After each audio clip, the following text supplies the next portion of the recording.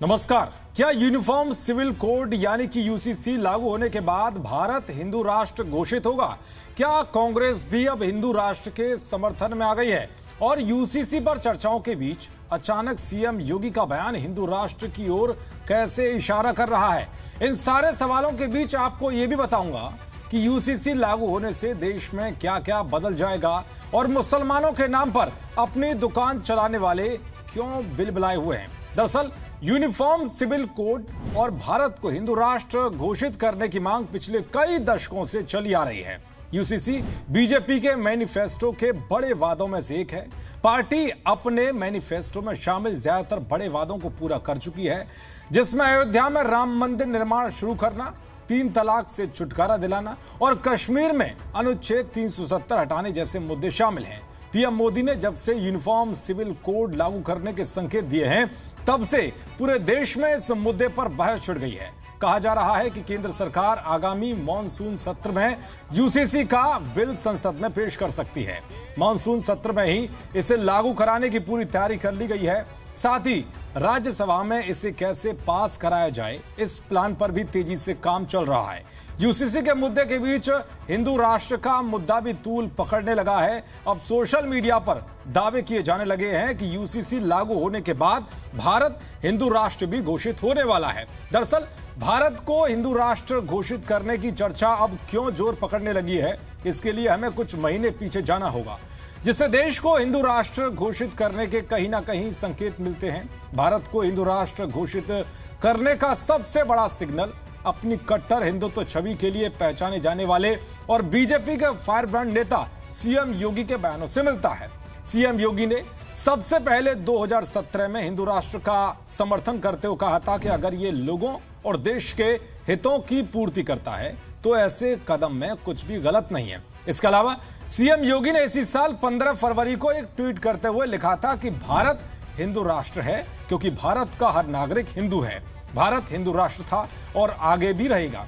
CM योगी के इस tweet के बाद पूरे देश में एक बहस भी छिड़ गई थी, जिसके बाद कहा जाने लगा कि अब जल्द भारत को हिंदू राष्ट्र घोषित किया जाएगा, क्योंकि सीएम योगी जैसा नेता हिंदू राष्ट्र पर इस तरह बयान देता तो ये एक बड़े संकेत के तौर पर देखा जाता है। तो ये रही अभी सीएम योगी के बयानों की बात, जिसमें हिंदू राष्ट्र की झलक साफ दिखाई देती है। लेकिन अगर कांग्रेस का ही कोई बड़ा नेता हिंदू राष्ट्र का समर्थन करे तो हर किसी का चौंकना भी लाजमी है। दरअसल कुछ दिनों पहले ही छत्तीसगढ़ के रायपुर में कांग्रेस विधायक अनीता शर्मा ने हिंदू राष्ट्र बनाने के लिए आह्वान किया था और इसके लिए सभी को आगे आने को कहा था। विधायक अनीता शर्मा ने कहा था कि हम जहां भी हैं, हमें हिंदू राष्ट्र बनाने का संकल्प लेना चाहिए, हमें हिंदुओं के लिए बात करनी चाहिए और ये तभी संभव है जब सभी हिंदू एक साथ आए। हालांकि अनीता के हिंदू राष्ट्र के आह्वान पर कांग्रेस के बड़े नेताओं ने चुप्पी साध ली थी। तो वहीं जब हवन पूजा के बाद पीएम मोदी ने सेंगोल को नए संसद भवन में स्थापित किया था, तब यह चर्चा तेज होने लगी थी कि पीएम मोदी ने हिंदू राष्ट्र की नींव रख दी है।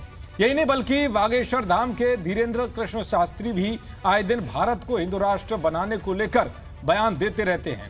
उनका कहना है कि भारत हिंदू राष्ट्र तो पहले से है, इसकी औपचारिक घोषणा बाकी है। इसके अलावा एक महीने पहले ही साध्वी रतंबरा ने पंडित धीरेन्द्र कृष्ण शास्त्री का समर्थन करते हुए कहा था कि देश को हिंदू राष्ट्र बनना चाहिए। हिंदू राष्ट्र बनने से पहले हिंदुओं को हिंदू होने का अर्थ समझना चाहिए, जो बहुत जरूरी है, जिससे वो अपने को सही तरीके से हिंदू मान सके, हिंदू राष्ट्र को बनाने में आगे आ सके। वहीं उन्होंने देश में यूनिफॉर्म सिविल कोड लागू करने की भी वकालत की थी। इन सब के अलावा हिंदू संगठनों के नेता भी हिंदू राष्ट्र की मांग करने के लिए आए दिन सामने आते रहते हैं, लेकिन अब माना जा रहा है कि यूसीसी के साथ ही हिंदू राष्ट्र की मांग भी तूल पकड़ने वाली है। चलिए अब जानते हैं कि यूसीसी लागू होने से क्या फायदा होगा और देश में क्या क्या बदल जाएगा और खुद को मुसलमानों का ठेकेदार मानने वाले इसका विरोध क्यों कर रहे हैं। दरअसल यूसीसी को आसान भाषा में कहें तो एक देश एक कानून। अभी शादी, तलाक, गोद लेने के नियम, उत्तराधिकारी संपत्तियों से जुड़े मामलों के लिए सभी धर्मों में अलग अलग कानून हैं। समान नागरिक संहिता आती है तो फिर सभी के लिए एक ही कानून होगा, फिर चाहे वो किसी भी धर्म या जाति का ही क्यों ना हो।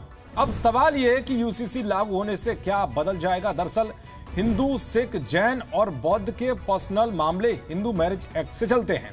मुसलमानों, ईसाइयों, पारसियों के अलग अलग पर्सनल लॉ हैं। ऐसे में अगर समान नागरिक संहिता लागू होती है तो सभी धर्मों के मौजूदा कानून निरस्त हो जाएंगे। सभी धर्मों में फिर शादी, तलाक, गोद लेने, उत्तराधिकार और संपत्तियों से जुड़े विषयों पर एक ही कानून होगा। सबसे बड़ा असर इसका यह होगा कि हिंदू, सिख, ईसाई, बौद्ध, पारसी और जैन धर्म में एक शादी की ही इजाजत है। दूसरी शादी तभी कर सकते हैं जब पहली पत्नी या पति से तलाक हो चुका हो, लेकिन मुस्लिमों में पुरुषों को 4 शादी करने की इजाजत है। यूसीसी आने पर बहुविवाह पर रोक लग जाएगी। इसके अलावा इसका असर तलाक पर भी पड़ेगा। हिंदू समेत कई धर्मों में तलाक को लेकर अलग अलग नियम हैं। तलाक लेने के आधार अलग अलग हैं। तलाक लेने के लिए हिंदुओं को 6 महीने तो ईसाइयों को 2 साल तक अलग अलग रहना पड़ता है, लेकिन मुस्लिमों में तलाक का अलग नियम है। यूसीसी आने पर यह सब खत्म हो जाएगा। तुम्हें गोद लेने के अधिकार पर भी इसका असर पड़ेगा। मसलन मुस्लिम महिलाएं बच्चा गोद नहीं ले सकती, लेकिन हिंदू महिलाएं बच्चा गोद ले सकती हैं। यूसीसी आने से सभी महिलाओं को बच्चा गोद लेने का अधिकार मिल जाएगा। इसके अलावा संपत्ति के अधिकार पर भी इसका प्रभाव होगा, क्योंकि हिंदू लड़कियों को तो अपने माता पिता की संपत्ति में बराबर का हक है, लेकिन पारसी लड़की अगर दूसरे धर्म के पुरुष से शादी करती है तो उसे संपत्ति से बेदखल कर दिया जाता है। यूसीसी आने से सभी धर्मों में उत्तराधिकार और संपत्ति के बंटवारे से जुड़ा एक ही कानून होगा, यानी कि यूनिफॉर्म सिविल कोड से वैसे तो हर धर्म के लोगों को फायदा होगा, लेकिन सबसे बड़ा फायदा मुस्लिम महिलाओं को होने वाला है।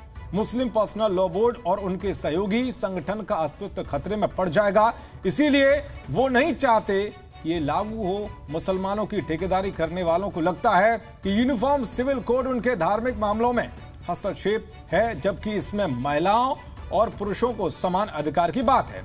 इसका धर्म से कोई लेना देना नहीं है। खैर, अब देखना यह होगा कि यूसीसी कब और कैसे लागू होता है। नमस्कार।